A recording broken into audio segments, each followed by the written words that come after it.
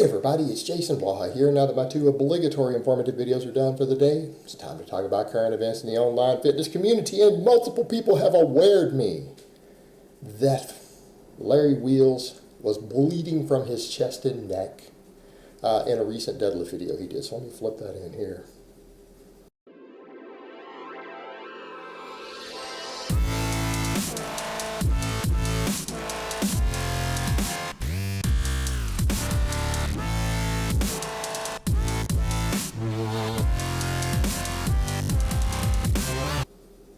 Damn. So let me put on my +5 out of weaponsmithing, work on skilling up my crafting a little bit, and let's talk about this. And you know, when I make videos like this, sometimes people are like, man, you're just being a hater. It really isn't. This is sort of video is made out of love and out of concern. And it's made out of love for strength training, for strength sports, things like that, and not wanting to see champions and people who are brutally strong and who really are killing it out there, not wanting to see them get hurt, not wanting to see them die. I mean, guys, that's out of love, man. That's not out of hate.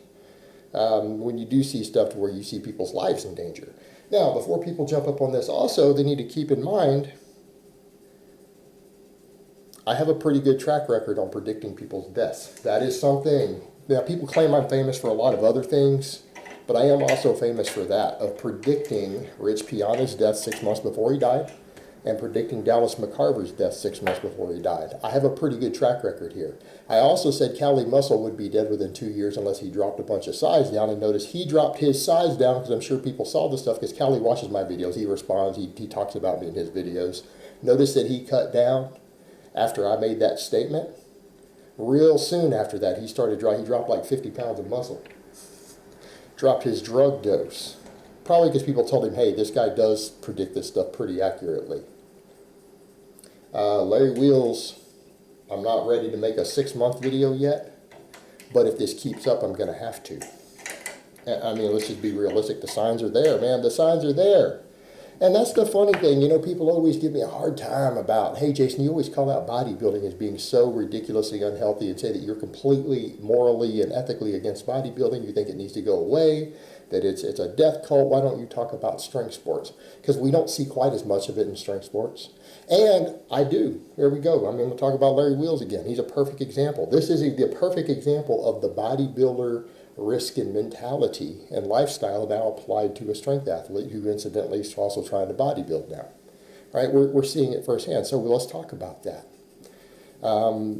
This is an enormous risk.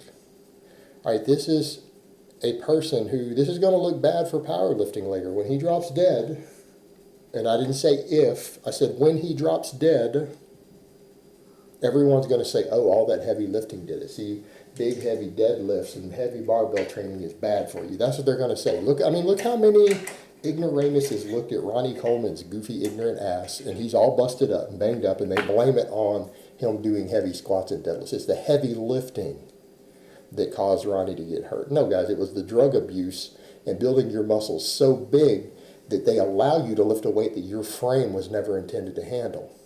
Did anyone honestly think that Ronnie Coleman would have been hurt had he only deadlifted 700 pounds with good form? Did anyone honestly think if Ronnie Coleman had not used a ton of drugs and just relied on his amazing genetics and only was squatting 550 or 600 pounds, did anyone think that his back and stuff would be destroyed the way it is now?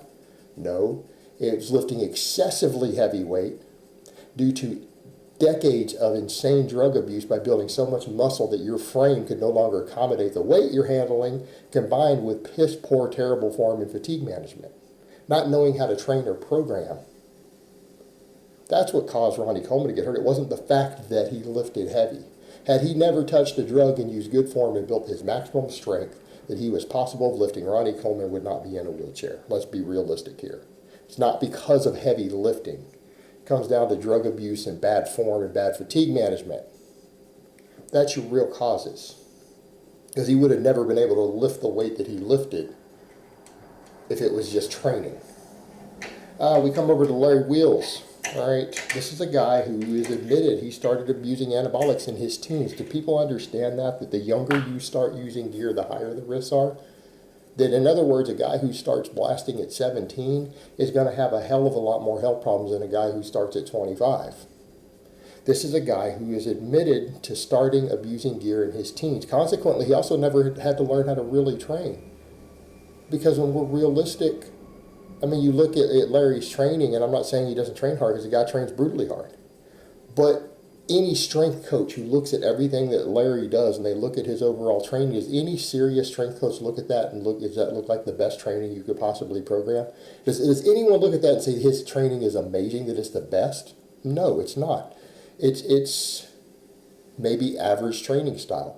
It's not even above average. The training methods that he uses are not in any way above average for a mid-range powerlifter.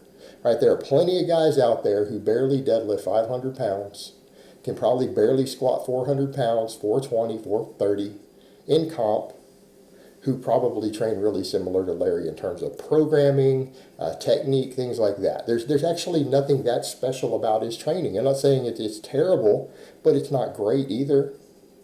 It's not his training protocols that got him where he is. It's his genetics and lifelong drug abuse. That's just like we talk about that with bodybuilders. I'll say there's lots of bodybuilders who don't know how to train at all. But then people say, well, their results speak for themselves. Do they? Do they? I mean, because honestly, I don't think there's necessarily anything special about Larry's training that would explain why he's so much stronger. He's genetically gifted, and he's been abusing anabolics since his teens. Well, obviously, he's going to be brutally strong. If you've been training heavy with big, heavy compound movements with low reps and doing tons of training, you're genetically gifted, and you've been abusing anabolics since you were a teenager, abuse amounts, not just use, but abuse, of course you're going to be brutally, insanely strong. Right? Of course you are. But now we're seeing the problems. We're now seeing a guy who, bleeding from your chest and neck, that means, I want you to think about that for a moment, guys. I want you to think about the amount of pressure and blood pressure that has to be built up for multiple things to open on your skin. That's one thing to have some internal bleeding, guys. To get a little bit of a tear and a bruise, right? We get that from heavy lifting. You guys have seen me pull a hamstring and stuff like that, right? That happens. Skin turns black under there. But to actually break, for it to rupture in the skin, and amounts that we're seeing that much blood coming out, what's his blood pressure look like? What's his blood pressure looking like these days? All right, this guy is at risk of a heart attack. This is a guy right now, I can promise you, if he goes into his doctor, has a physical, his doctor is going to say, you are at risk of a heart attack right now. You could have one any day. You are at risk. And that's the other thing you got to look at. African American male with high blood pressure. Let's just be honest here. What's the risk factors associated with that? A lot of you guys know. Go ask any medical doctor. African American male with extremely elevated blood pressure. That is a bad, bad combination. This guy is not going to make it. If he keeps doing what he's doing with the drug abuse, and now he's at a point to where he's lifting weights that his frame can no longer really support because it's drug that's built the muscle to allow him to do this. He's lifting weights his frame can't support. He's now lifting weights that his cardiovascular system can't support. We're seeing the blood pressure so elevated that he's bleeding out of his skin, in his chest, in his neck during these heavy lifts.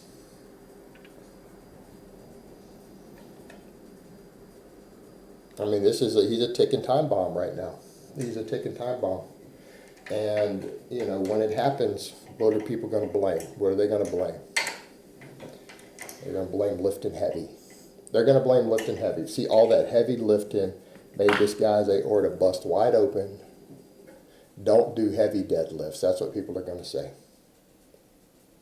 Which is the opposite of what people do. Everyone out there needs to be doing heavy squats and deadlifts. Every human being on this earth who is physically capable needs to be doing these lifts. The health benefits are overwhelming. But people can't make that disconnect between this and heavy lifting. And that's what's going to happen, man. And I don't want to see it happen. I don't want to see it happen. I don't want to see Larry Wheels pulled out of a gym or off of a lifting platform on a stretcher with paramedics working on him. I don't want to see that. I know most of you guys don't want to see that. I know Larry's family and loved ones don't want to see that. That's what's coming. That's what's coming, unfortunately. You know, and the thing is, he's not going to listen. He's not going to listen.